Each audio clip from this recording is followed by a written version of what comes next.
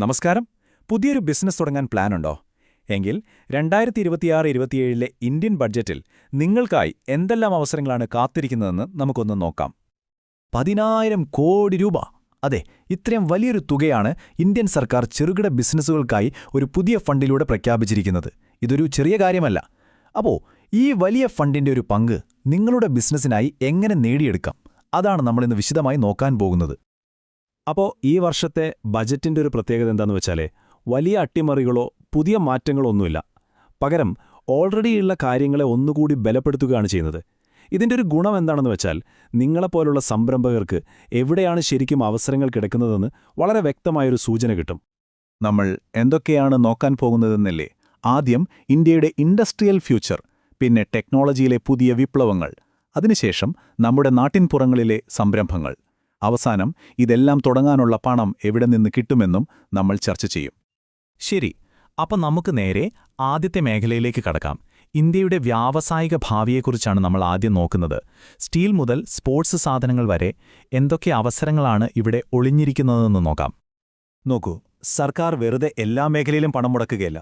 വളരെ കൃത്യമായി ചില മേഖലകളിൽ ലക്ഷ്യം വെക്കുന്നുണ്ട്. കണ്ടെയ്നർ നിർമ്മാണം, ഹൈടെക് തുണിത്തരങ്ങൾ, നല്ല ക്വാളിറ്റിയുള്ള സ്പോർട്സ് സാധനങ്ങൾ, ഇങ്ങനെയുള്ളവയിൽ ഇന്ത്യ ഒരു ഗ്ലോബൽ ഹബ്ബാക്കി മാറ്റാനാണ് പ്ലാൻ. അതുകൊണ്ട് ഈ മേഖലകളിൽ തുടങ്ങുന്ന ബിസിനസ്സുകൾക്ക് നല്ല ഭാവിയുണ്ട്. ഇതിലെ ഏറ്റവും രസകരമായ കാര്യം എന്താണെന്നറിയോ? ഇതൊരു ചെയിൻ റിയാക്ഷൻ പോലെയാണ്. സർക്കാർ റോഡുകളും പാലങ്ങളും പോലുള്ള അടിസ്ഥാന സൗകര്യങ്ങൾക്കായി ഒരുപാട് പണം മുടക്കുന്നു. അതിനെന്ത് വേണം? സ്റ്റീൽ വേണം. സ്റ്റീൽ ഉൽപ്പാദനം കൂടുമ്പോൾ ആർക്കാണ് ഗുണം? നിർമ്മാണ മേഖലയ്ക്ക്. അവിടെ ആരുവരും? ചെറുകിട ഇടത്തരം സംരംഭകർ. കണ്ടില്ലേ, ഒരൊറ്റ തീരുമാനം എത്രയധികം അവസരങ്ങളാണുണ്ടാക്കുന്നത്.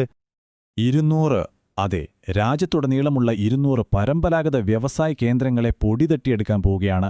വെറുതെ തുറക്കുകയല്ല, പുതിയ ടെക്നോളജിയൊക്കെ കൊടുത്ത് ലോകോത്തര നിലവാരത്തിലേക്ക് മാറ്റും. അപ്പോൾ അവിടെ പുതിയ ബിസിനസ്സുകൾക്ക് വലിയ സാധ്യതകളാണ് തുറന്നു കിട്ടാൻ പോകുന്നത്. ശരി, അപ്പോൾ നിർമ്മാണ മേഖലയിലെ കാര്യങ്ങൾ നമ്മൾ കണ്ടു. ഇനി നമുക്ക് ടെക്നോളജിയുടെ ലോകത്തേക്ക് പോകാം. ഡിജിറ്റൽ, ഡീപ് സയൻസ്, ഇവിടെ എന്തൊക്കെയാണ് സംഭവിക്കാൻ പോകുന്നതെന്ന് നോക്കാം. ഇതുവരെ ടെക്നോളജി എന്ന് പറഞ്ഞാൽ നമ്മുടെ ചിന്ത എന്തായിരുന്നു? ബിസിനസ്സുകളെ ഓൺലൈനാക്കുക, കുറച്ച് ആപ്പുകൾ ഉണ്ടാക്കുക, അല്ലേ? എന്നാൽ ഇപ്പോൾ കളി മാറുകയാണ്. ഗവൺമെന്റിന്റെ ഫോക്കസ് മാറുന്നു. നമ്മൾ വെറും ടെക്നോളജി ഉപഭോക്താക്കളാകുന്നതിൽ നിന്ന് ടെക്നോളജി ഉണ്ടാക്കുന്നവരായി മാറണം. അതാണ് പുതിയ ലക്ഷ്യം. അപ്പോൾ ഈ മാത്രം എവിടെയൊക്കെയാണ് കാണാൻ കഴിയുന്നത്? നോക്കൂ, സെമി കണ്ടക്ടർ, അതായത് നമ്മുടെ ഫോണിലും കമ്പ്യൂട്ടറിലുമൊക്കെയുള്ള ചിപ്പുകൾ, പിന്നെ artificial intelligence, green energy, gaming, ഇതൊക്കെയാണ് പുതിയ കളിക്കടങ്ങൾ. വെറുമൊരു ആപ്പ് ഉണ്ടാക്കുന്നതിനേക്കാൾ ഒരു ചിപ്പ് ഡിസൈൻ ചെയ്യുന്നതിന് എത്രയോ മൂല്യമുണ്ട്, അല്ലേ? അത്തരം ഹൈ വാല്യൂ സ്റ്റാർട്ടപ്പുകൾക്കാണ് ഇനി ഡിമാൻഡ്. ടെക് ലോകത്തെ പ്രമുഖർ പറയുന്നത് എന്താണെന്ന് വെച്ചാൽ, നമ്മൾ അമേരിക്കയിൽ നിന്നും ചൈനയിൽ നിന്നുമുള്ള AI ടൂളുകൾ ഉപയോഗിച്ചാൽ മാത്രം പോരാ. നമ്മുടെ സ്വന്തം ഭാഷകൾക്ക്, നമ്മുടെ സ്വന്തം ആവശ്യങ്ങൾക്ക് വേണ്ടിയിട്ടുള്ള AI നമ്മൾ തന്നെ ഉണ്ടാക്കണം.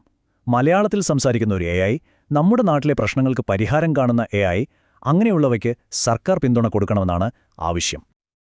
അപ്പോൾ നമ്മുടെ വലിയ ഇൻഡസ്ട്രികളെക്കുറിച്ചും ഹൈടെക് കമ്പനികളെക്കുറിച്ചുമൊക്കെ സംസാരിച്ചു. പക്ഷേ അവസരങ്ങൾ അവിടെ മാത്രമല്ല. നമ്മുടെ ഗ്രാമങ്ങളിലും ചെറിയ പട്ടണങ്ങളിലും ഒരുപാട് സാധ്യതകൾ ഈ ബജറ്റ് തുറന്നു തരുന്നുണ്ട്. ഷീ മാർട്ടുകൾ, ഇതൊരു കിടിലനാശയമാണ്. ലക്ഷപതി ദീദി എന്നൊക്കെ നമ്മൾ കേട്ടിട്ടില്ലേ? അതിന്റെ അടുത്ത ഘട്ടമാണിത്. ഗ്രാമങ്ങളിലെ സ്ത്രീ സംരംഭകർ ഉണ്ടാക്കുന്ന സാധനങ്ങൾ വിൽക്കാനുള്ള സ്വന്തം കടകൾ. വെറും തൊഴിലാളികൾ എന്ന നിലയിൽ നിന്ന് സ്വന്തം ബിസിനസിന്റെ ഉടമകളായി സ്ത്രീകളെ മാറ്റുകയാണ് ലക്ഷ്യം. ഇനി മഹാത്മാഗാന്ധി ഗ്രാം സ്വരാജ് എന്നൊരു സംരംഭം കൂടിയുണ്ട്. ഇതിലൂടെ ഖാദിയും കൈത്തറിയുമൊക്കെ ശക്തിപ്പെടുത്തും. ഒരു ജില്ല ഒരു ഉൽപ്പന്നം എന്ന പദ്ധതിക്ക് വലിയ പിന്തുണ കൊടുക്കും. ചുരുക്കി പറഞ്ഞാൽ നമ്മുടെ നാട്ടിലെ കരകൗശല വിദഗ്ധരെയും നെയ്ത്തുകാരെയുമൊക്കെ ലോക മാർക്കറ്റിലേക്ക് എത്തിക്കാനുള്ള ഒരു പാലമാണിത്. ഇവിടെയാണ് ഏറ്റവും വലിയ ട്വിസ്റ്റ്. ഗ്രാമങ്ങളിലെ ഈ സംരംഭങ്ങളെല്ലാം ഒറ്റയ്ക്കല്ല, മീഷോ പോലുള്ള കൊമേഴ്സ് പ്ലാറ്റ്ഫോമുകളുമായി ഇതിനെ ബന്ധിപ്പിക്കുന്നു. അപ്പോൾ എന്താ സംഭവിക്കുക? ആലപ്പുഴയിലെ ഒരു നെയ്ത്തുകാരന് ഡൽഹിയിലോ മുംബൈയിലോ ഉള്ള ഒരാൾക്ക് എളുപ്പത്തിൽ അവരുടെ ഉൽപ്പന്നം വിൽക്കാൻ പറ്റും. ഡിജിറ്റൽ ലോകവും നാട്ടിൻപുറവും ഒന്നിക്കുമ്പോൾ ഉണ്ടാകുന്നൊരു മാജിക്കാണത്. ഓക്കെ, അപ്പോൾ എവിടെയൊക്കെയാണ് അവസരങ്ങൾ എന്നതിൻ്റെ ഒരു മാപ്പ് ഇപ്പോൾ നമ്മുടെ കയ്യിലുണ്ട്.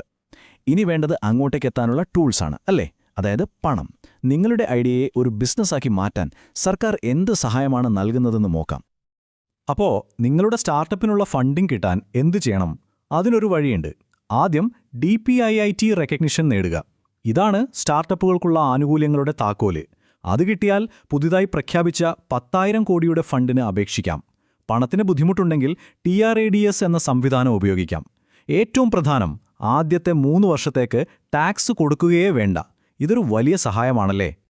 ചെറുകിട ബിസിനസ്സുകാരുടെ ഏറ്റവും വലിയ തലവേദനകളിലൊന്നാണ് ഈ GST. ഓരോ മാസവും റിട്ടേൺ ഫയൽ ചെയ്യണം, ചെറിയ തെറ്റുപറ്റിയാൽ വലിയ പിഴയും. എന്നാൽ ഇനി അങ്ങനെയല്ല. നിങ്ങളുടെ വിറ്റുവരവ് 5 കോടിയിൽ താഴെയാണെങ്കിൽ 3 മാസം കൂടുമ്പോൾ റിട്ടേൺ ഫയൽ ചെയ്താൽ മതി. അറിയാതെ വല്ല തെറ്റും പറ്റിയാൽ ആദ്യം ഒരു വാർണിംഗ് തരും. ഇത് ശരിക്കും വലിയൊരു ആശ്വാസമാണ്. അതായത് കണക്ക് നോക്കുകയാണെങ്കിൽ നിങ്ങളുടെ ഫയലിംഗ് പണി 66% കുറഞ്ഞു.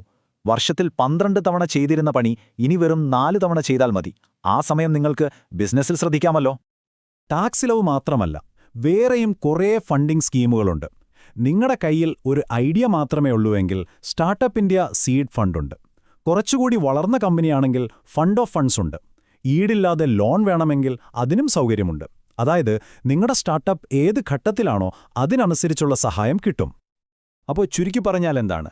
ഈ ബജറ്റ് നിങ്ങൾക്ക് അവസരങ്ങൾ എവിടെയാണെന്ന് കാണിച്ചു തരുന്ന ഒരു മാപ്പ് മാത്രമല്ല തരുന്നത്. അങ്ങോട്ടേക്കുള്ള യാത്രയിൽ നിങ്ങളെ സഹായിക്കാനുള്ളൊരു ടൂൾ കിറ്റ് കൂടി തരുന്നുണ്ട്. അവസരവും പിന്തുണയും ഒരുമിച്ച് വരുമ്പോൾ അത് വലിയൊരു സാധ്യതയാണ്. അപ്പോ കാര്യങ്ങൾ വ്യക്തമാണ്, പ്ലാൻ റെഡിയാണ്, ടൂൾസ് കയ്യിലുണ്ട്. ഇനി ചോദ്യം നിങ്ങളോടാണ്. നിങ്ങൾ എന്ത് നിർമ്മിക്കാൻ പോകുന്നു?